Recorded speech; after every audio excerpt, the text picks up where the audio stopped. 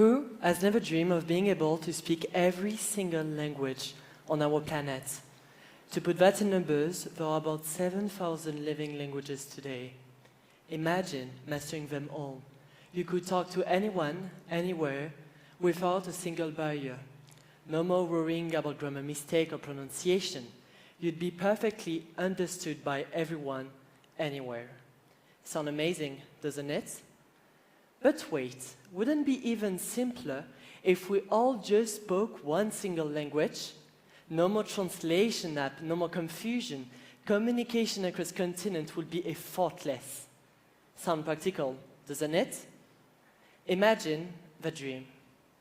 No, excuse me, I just used the wrong words. That wouldn't be a dream, it would be a nightmare. Yes, one single language might make life easier, but it would also make life emptier.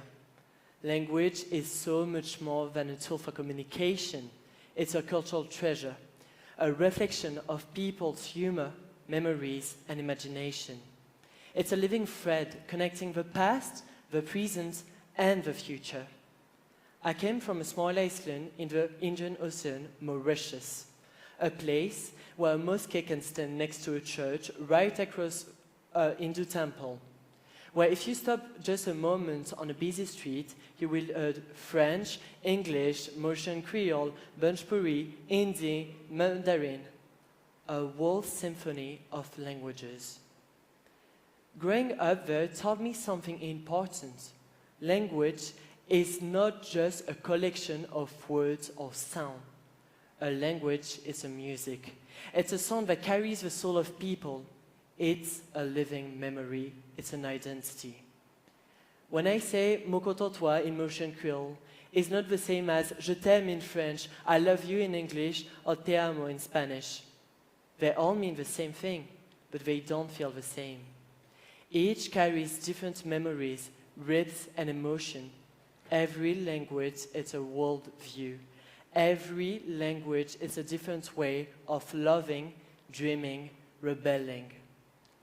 So imagine for a moment if we were to lose these languages, if we allow globalization to make our voice all sound the same. What would disappear wouldn't just be words, it would be world. Let me tell you a story. I have a Mauritian friend who was born in the United States. She grew up surrounded by Americans, so English was her main language. Mauritian Creole came to her in fragments, her parents lullabies, their jokes, their story, they told over dinners. When the family moved back to Mauritius, she entered a French-speaking school. Suddenly, English wasn't useful anymore, and Creole was mostly spoken outside the classroom. She started to feel lost. At school, her French was too polished. At home, her English sounded too foreign, and when she tried to speak Mauritian Creole, people laughed. It wasn't authentic enough. She once told me, I feel like I'm three people in one body, and none of them are really me. That stayed with me, because it captures something deep. Globalization doesn't erase borders. It smooths them inside us. I tell a story because in some way it's also mine, and maybe it's yours too.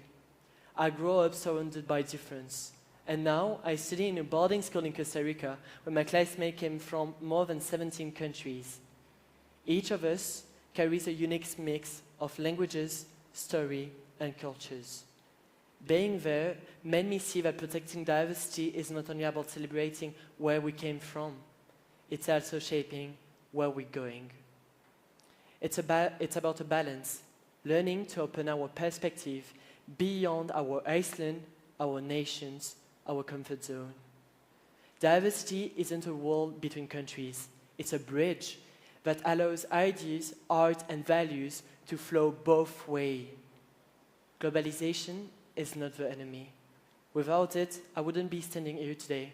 Without it, many of us wouldn't have access to new opportunities, friendships, and perspective. But globalization is a tool, and like any tool, it depends on how we use it. Used carelessly, it can erase differences, standardize our lives, and flatten the world into one big copy of himself. Used wisely, with care, respect, and curiosity, it can do the opposite. It can give new life to old tradition. It can connect cultures rather than replace them. It can make the world not smaller, but richer. Globalization can spread culture faster than ever, but it can also drown out the smallest voice. The question is, do we want a world where everything sounds the same, or a world where difference still sings? For me, protecting diversity starts small. I try to keep speaking Creole with my friends even abroad. I share Mauritian story with people who've never heard of my Iceland, and in return, I learn their words, their song, their way of seeing the world. Because every time we exchange our languages, we're not just trading words, we're sharing a piece of ourselves.